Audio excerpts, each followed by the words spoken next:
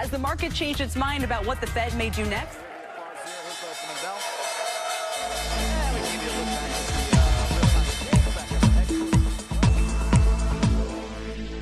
Chairman Paul Volcker put it at the height of the great inflation in 1979. Hello, welcome back. I'm Chris Crystal with Finance Stockholm, and these are the thoughts for today on September 20th, 2022.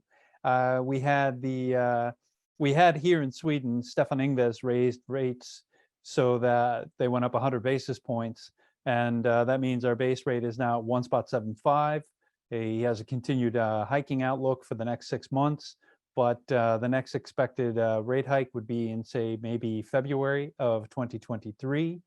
And this was spurred on the back of what the ECB had already done, where they saw a 75 basis point hike.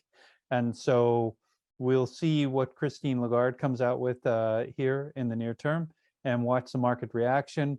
But the Fed is expected to come out tomorrow with rates of maybe a 75 basis point hike, although there is enough information there that it could raise it 100 basis points. And this may be unsettling to some, and some say that they want to see him judge more data. But when you've had economists like Larry Summers already saying how inflation was running and action needed to be taken, I think you have enough data in place to make the assessment and the hike for 100 basis points. Now, that may not feel good in the pocket for many homeowners or mortgage holders on their rates, or interest lending for tech finance and so forth. It does change the scale, but the dollar, of course, may go higher, and that may in part be because, obviously, because of the rates. And we've already seen the yields in the U.S. Treasuries going higher. We've seen that trend for a little bit now, and you do have a bit of legacy backing there on the U.S. dollar, as the government seems relatively stable. Depends on which newspaper you read, but there does seem to be a bit of stability. So we see rates going up all around, and markets are continuing to sag in this hiking environment.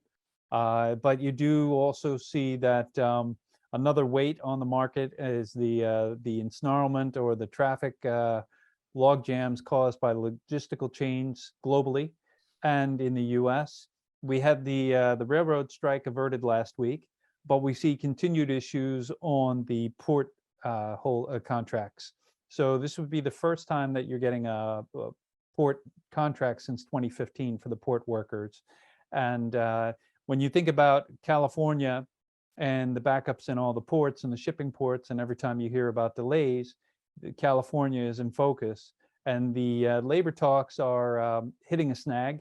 They haven't worked out the wage increases. They had worked out some issues on healthcare, but what you're still waiting to see is the finalized contract.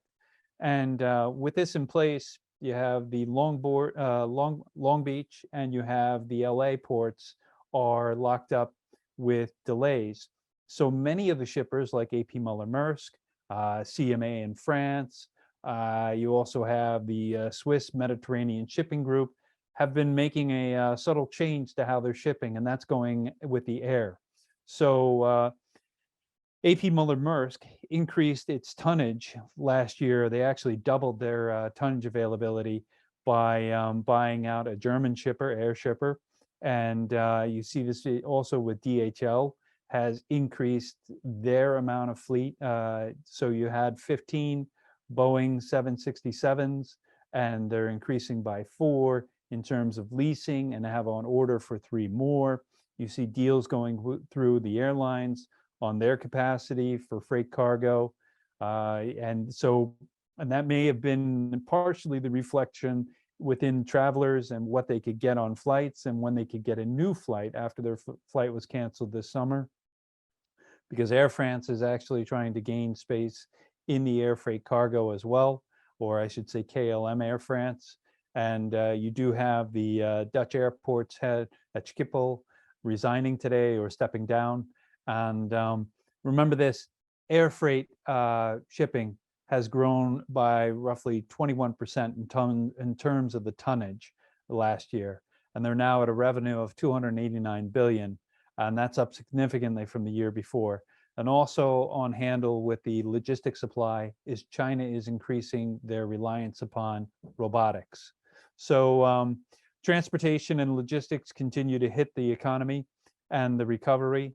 Ford is announcing this morning, or has announced, that they will have a delay in delivery, and they have a buildup of inventory of about 40,000 to 45,000 vehicles.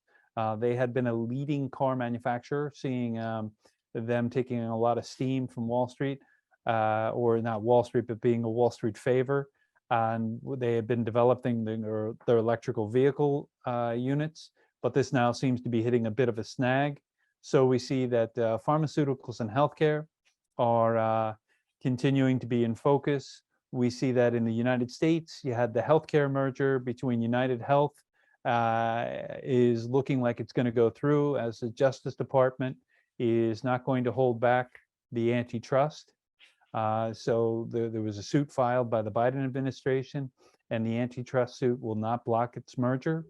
You also see an article locally in our Swedish press talking about the pharmaceutical giant profits, and they are giant profits for the giants.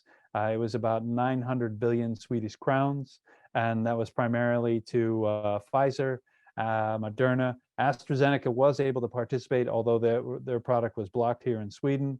Another issue that becomes more interesting, or more in the near-term focus, is cybercrime. And you have another series of articles, and you see more acquisitions in the space. But remember this, in terms of cybersecurity, the cryptos and the blockchain factors in for a cybersecurity method.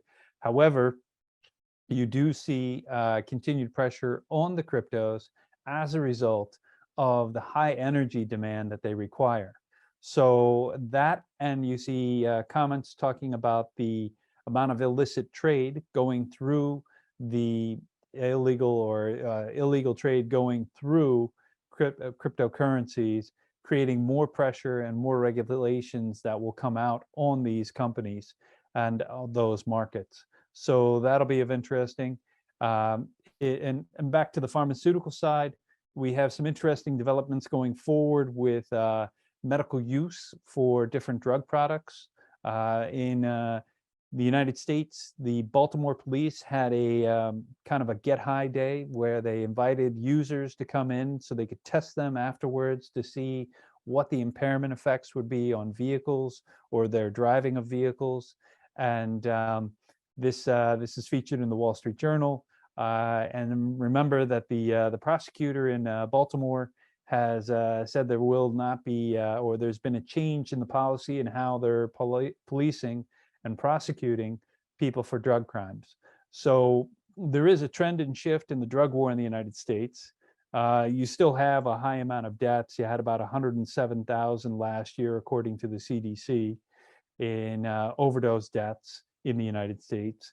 But you do see a slight change in policy, and that can be reflected here in Sweden, where we have this continuation of a outlawing or non-allowance for medical use of marijuana. Companies that are focused on CBD oils are still considered illegal, and that happened in 2020.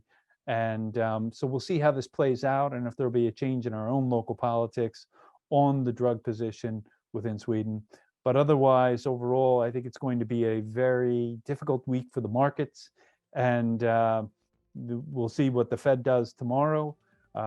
People will be looking at the comments, and then on top of that, we'll get the next Fed meeting in November, at the end of October, on the 1st and 2nd of November.